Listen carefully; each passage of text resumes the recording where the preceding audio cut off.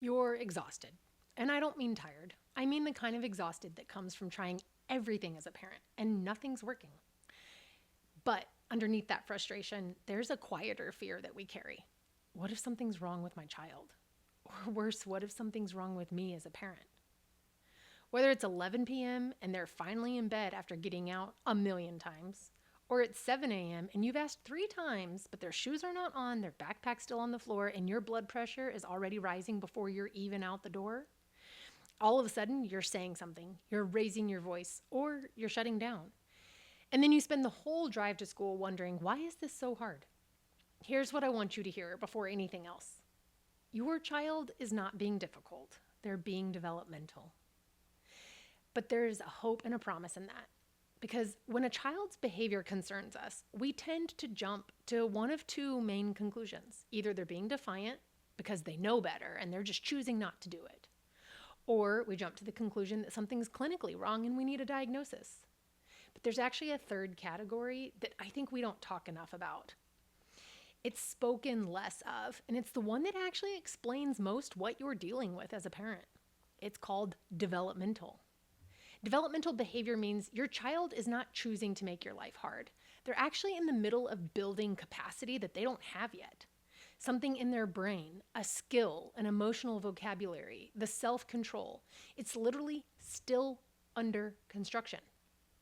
The part of the brain responsible for impulse control, emotional regulation, decision-making, it's the prefrontal cortex. And it's not fully developed until 25. 25. So when your 7-year-old loses it over the wrong color cup, that's not defiance. That's the brain's signal that they don't have the hardware yet for how to navigate that.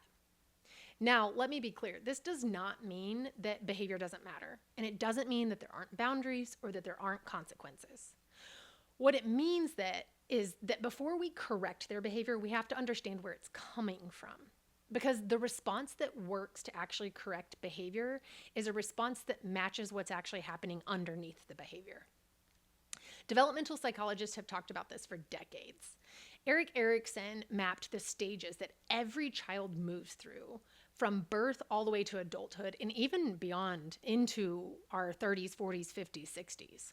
But let's focus on childhood because every stage has a task, a developmental job that the child's brain and heart are working on. And when we understand the stage, then the behavior actually starts to make sense. The toddler who says no to everything, they're not actually being defiant. They're in the autonomy stage. Their brain is literally practicing the experience of having a will and saying no. That no is a developmental milestone. It's not a discipline problem. It's a matter of helping them know what they can say no to versus what they probably should not say no to, and then giving them that choice.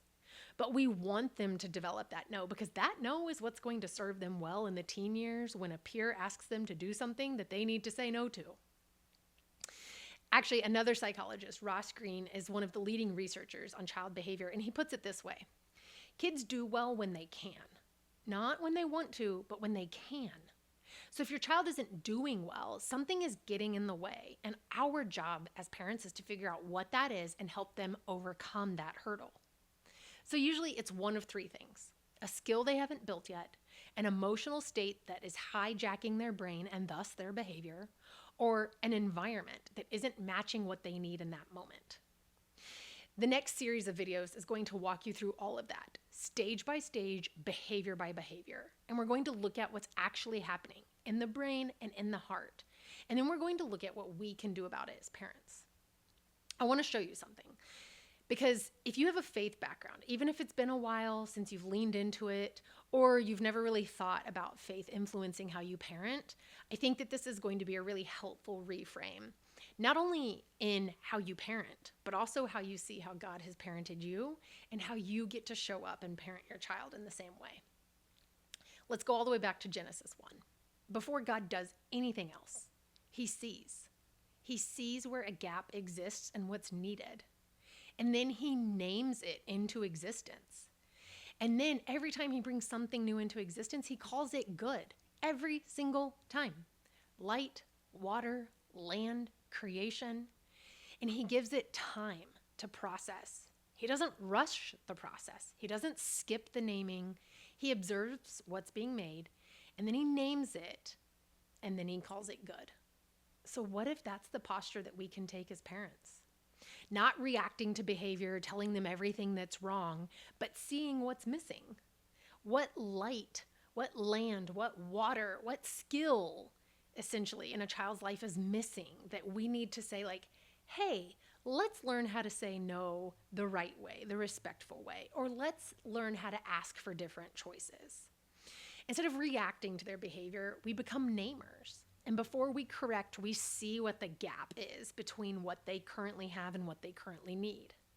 And then before we discipline, we are naming that and calling something into existence to help them walk forward. We understand what we're actually looking at, and we work on helping them get there. You were made in the image of God. I was made in the image of God. Your children were made in the image of God. God is a God who notices before he responds. And we're going to look at that in so many different ways in the coming episodes. That's not just a parenting strategy. That's a relational strategy. It is ingrained in our design. So what does this noticing look like in the moment? I'm not going to give you a script for how to make parenting just this magical, easy thing. I'm actually going to give you a new posture to assume. The same posture in how God relates to us. And we're going to practice that over the next few episodes. But here's where I want you to start today with just 3 questions. Because if you can ingrain these questions into your thought process and into your body before you react to your child's behavior, you're going to start to see changes. Changes in escalation, changes in the temperature in the environment, less meltdowns, less power struggles. Here's the first question. What developmental stage is my child in right now? And what is the task in that stage? Because when you know the task that they are trying to achieve, the behavior starts to make sense. The toddler who won't cooperate is practicing autonomy. The 9-year-old who melts down over a mistake is actually trying to build competence, but they're feeling really defeated, and it shows up looking like lack of motivation. The teenager who shuts you out and wants to pay attention to their friends instead, they're actually forming an identity from that independence. And that's a healthy thing when we help navigate them the right way with influence, not control. The stage tells you what they need. Here's the second question. Is this a will problem or a skill problem? Because if it's a will problem and they know how to do something, they're just choosing not to, that's one conversation.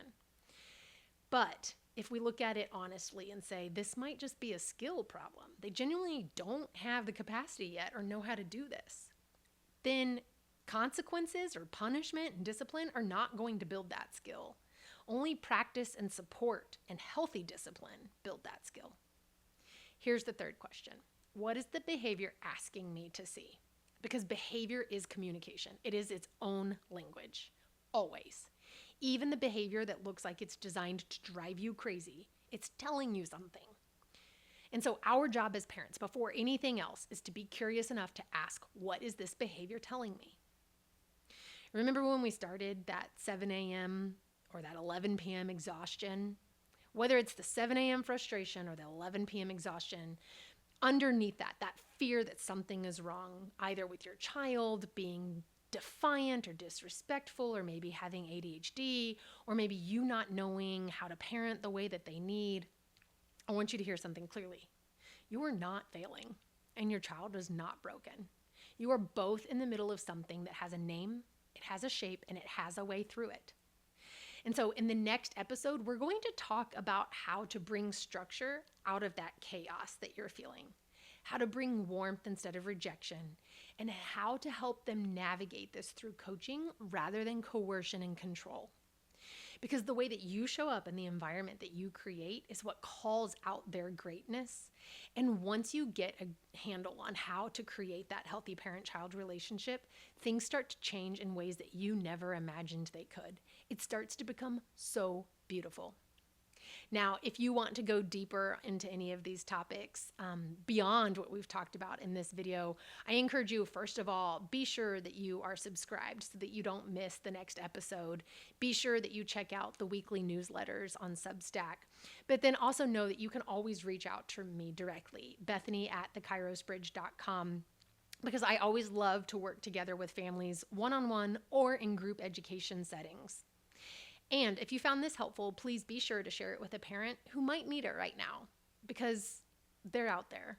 And this may be exactly what they needed to hear today, to have hope, to know that there is a new posture and a new way that we can approach parenting that doesn't have us memorizing all of the different parenting strategies, but has us walking with God in the way that He has long been telling us for centuries.